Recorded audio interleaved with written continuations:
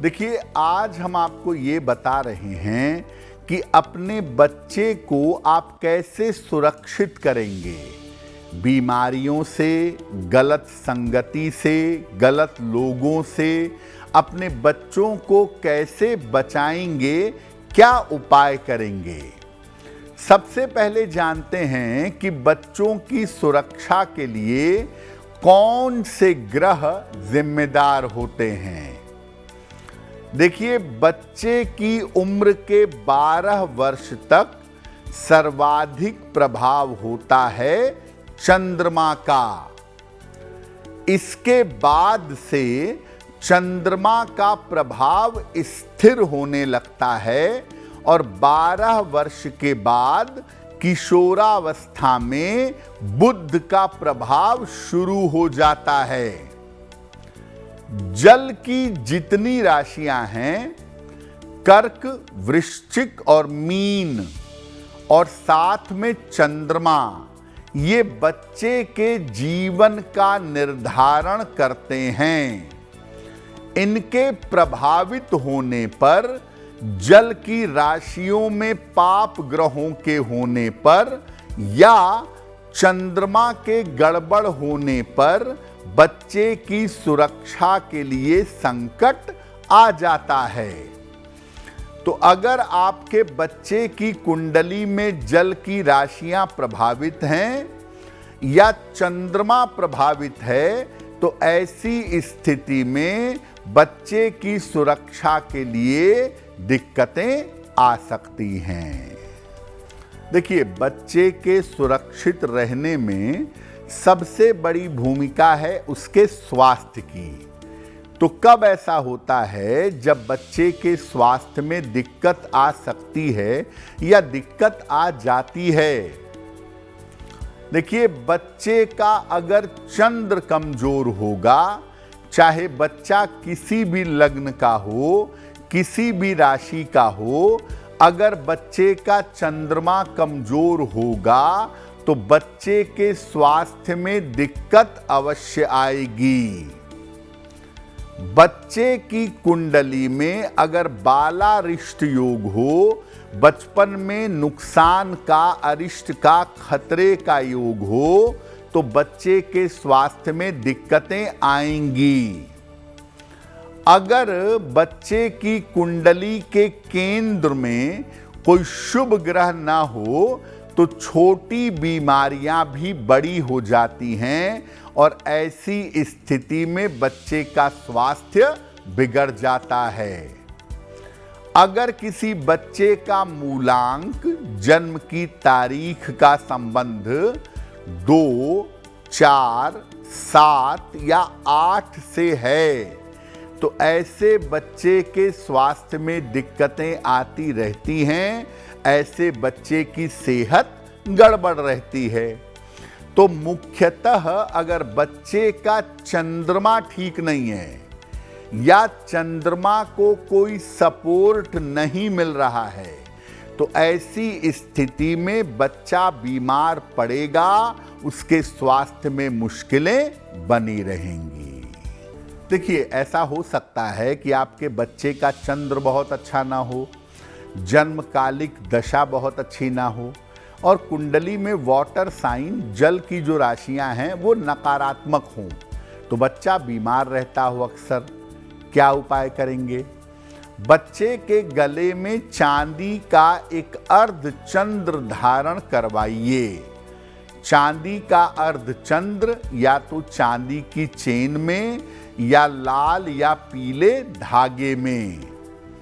बच्चे के लिए रोज सवेरे ओम नमः शिवाय, ओम नमः शिवाय का जप माता या पिता करें और हर सोमवार को सफेद वस्तु का दान करें, जैसे चावल, चीनी, दूध, इसका दान करें। और अगर बच्चे का स्वास्थ्य बेहतर नहीं रहता है तो बच्चे को काले रंग के वस्त्र कम से कम धारण करवाइएगा।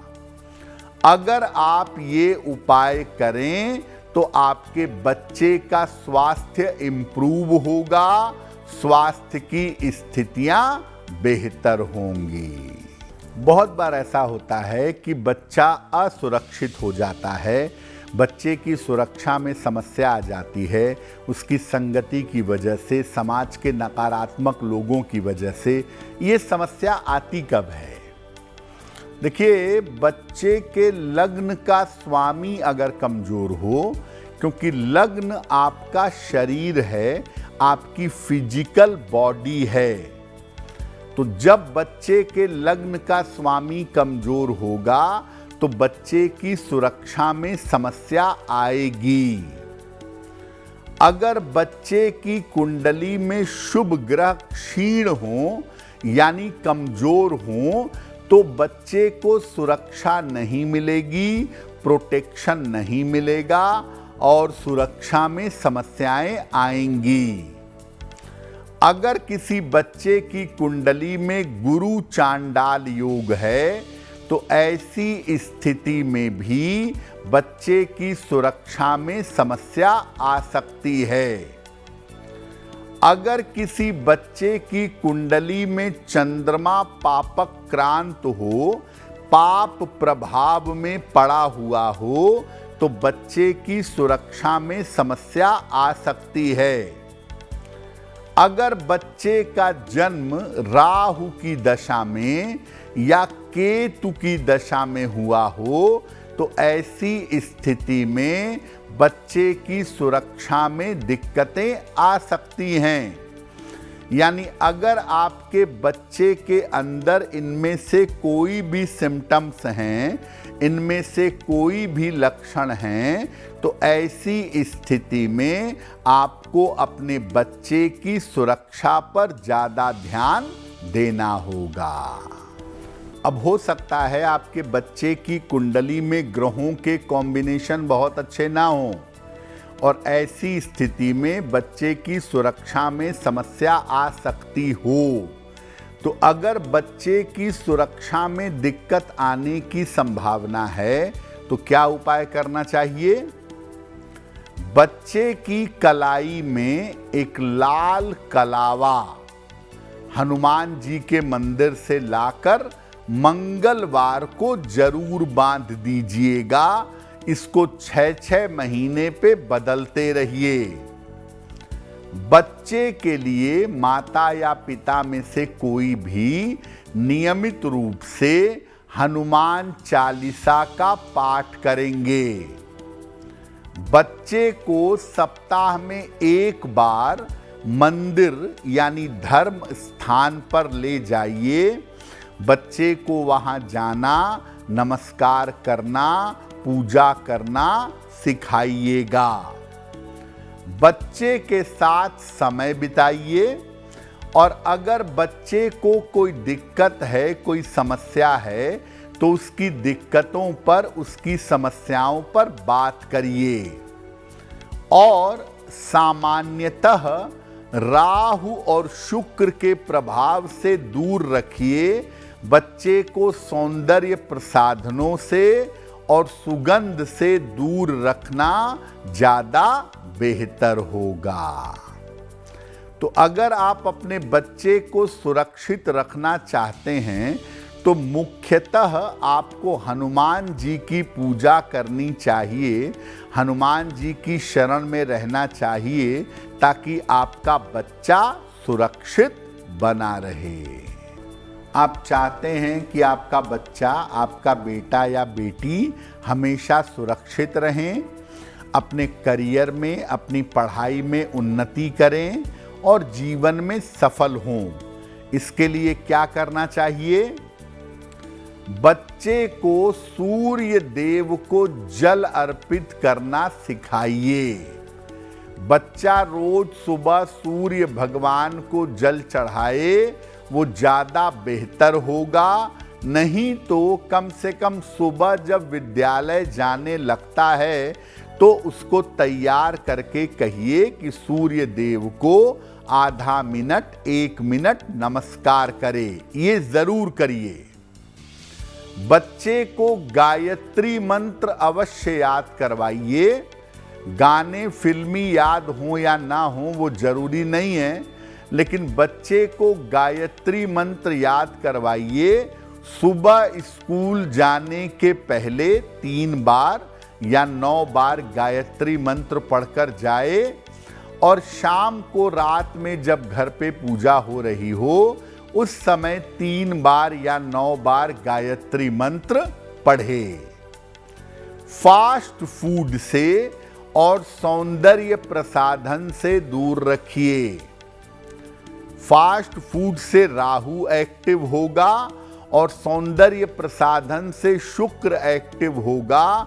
उसमें परेशानी होगी, बच्चे का मन चंचल होगा। लोग अपनी छोटी छोटी बच्चियों को तमाम कॉस्मेटिक्स लगाते रहते हैं जो उचित नहीं है। तो फास्ट फूड और सौंदर्य प्रसाधन से दूर रखिए। बच्चे को ये बताइए कि सुबह उठने के साथ वो माता पिता के और बड़ों के चरण स्पर्श करेगा, और बच्चे को अपने धर्म के प्रति, अपनी संस्कृति के प्रति जागरूक करिए। दुनिया भर के त्योहार जानता है, हैलोवीन जानता है, लेकिन उसे पता नहीं कि एकादशी क्या होती है।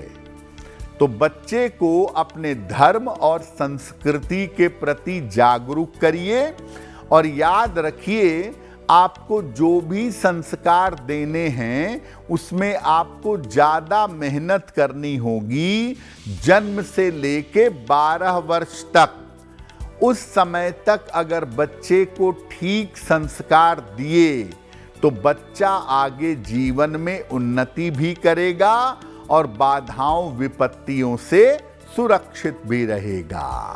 अगर आप मुझसे जुड़ करके अपनी समस्याओं का समाधान चाहते हैं और चाहते हैं कि आपकी समस्याओं को ज्योतिष के माध्यम से सुलझाया जाए, तो आप हमसे संपर्क कर सकते हैं, जुड़ सकते हैं एस्ट्रो तक पर।